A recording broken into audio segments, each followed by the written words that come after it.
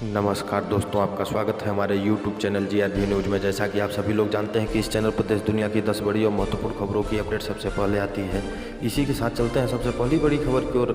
भारत से बहुत अच्छे संबंध का जिक्र कर नेपाली PM KP ओली का चीन को संदेश, हमें अपनी आज़ादी पसंद है, दखल मंजूर नहीं।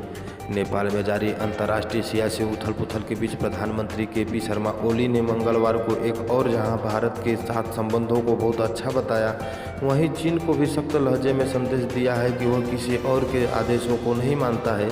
बीते कुछ समय से नेपाल की राजनीति में चीन की दखल अंदाजी पर हुए नेपाली प्रधानमंत्री KP शर्मा ओली ने सख्त लहजे में कहा कि हमें अपनी स्वतंत्रता से प्यार करते हैं, हमें अपनी आज़ादी पसंद है, हम दूसरों के निर्देशों का पालन नहीं करते हैं, हम स्वतंत्र रूप से अपने मामलों का निर्णय लेते हैं, हम बाहरी हस्तक्षेप नहीं चाहते हैं।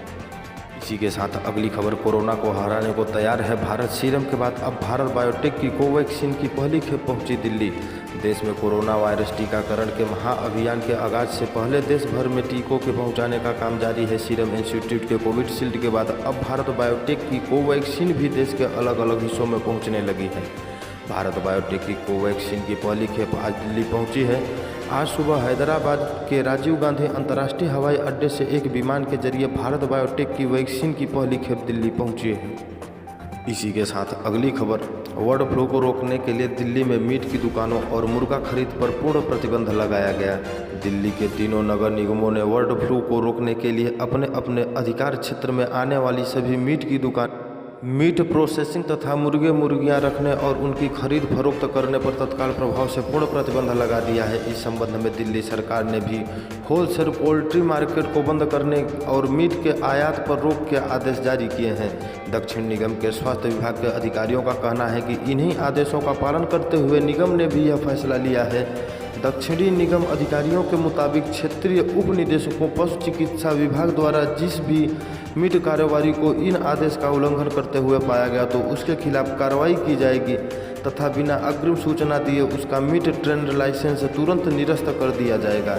इसके अलावा सभी रेस्टोरेंट संचालकों को भी निर्देश दिया जाता है कि पोल्ट्री मीट और पोल्ट्री प्रोडक्ट पर तथा अंडा का सामान न बेचें, नहीं तो उनके खिलाफ भी कार्रवाई की जाएगी। इसी के साथ अगली खबर, केंद्र सरकार की सुप्रीम कोर्ट से अपील, सशस्त्र बलों में लागू नहीं हो व्यभिचार कानून रद्द करने का फैसला। सुप्रीम कोर्ट ने बुधवार को केंद्र द्वारा एक याचिका को मंजूर कर ली जिसमें सशस्त्र बलों के व्यभिचार के लिए मुकदमा चलाने की छूट देने की मांग की है।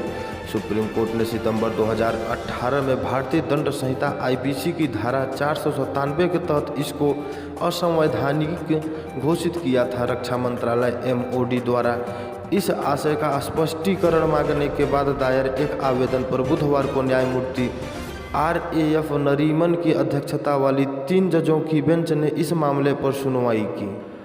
2018 के फैसले से पहले धारा 497 के तहत व्यभिचार अपराध था जिसके अंतर्गत उन पुरुषों को 5 साल की सजा का प्रस्ताव था जो किसी विवाहित महिला के साथ उसकी सहमति से या बगैर सहमति से संबंध बनाता है। 2018 के फैसले में हालांकि सुप्रीम कोर्ट ने माना कि व्यभिचार एक अपराध नहीं हो सकता है, लेकिन यह तलाक मांगने के लिए एक आधार बना रहेगा। इसी के साथ अगली खबर, नोएडा में भूकंप के हल्के झटके महसूस किए गए, रिक्टर स्केल पर 2.9 मापी गई तीव्रता। दिल्ली से सटे नोएडा और गाजियाबाद में बुधवार को शाम को भूकंप के हल्के झटके महसूस किए गए। रिक्टर पैमाने में इसकी तीव्रता 2.9 मापी गई है। हालांकि भूकंप की तीव्रता कम होने के चलते कम ही लोगों को इसका पता चला। राष्ट्रीय भूकंप केंद्र के मुताबिक शाम को 7:09 पर यह झटका आया।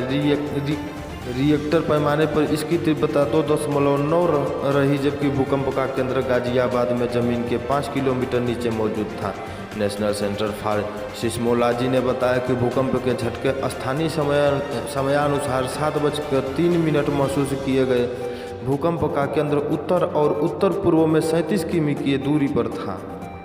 इसी के साथ अगली खबर, 83 तेजस लड़ाकू विमान से और बढ़ेगी वह भारतीय वायुसेना की ताकत, 48,000 करोड़ रुपए के रक्षा सौदे को मंजूरी। सुरक्षा मामलों पर मंत्रिमंडल की समिति CCS ने घरेलू रक्षा खरीद के तहत 48,000 करोड़ रुपए की लागत से 83 तेजस विमान खरीदने को बुधवार को मंजूरी प्रदान कर दी है। रक्षा मंत्री राजनाथ सिंह ने यह जानकारी दी।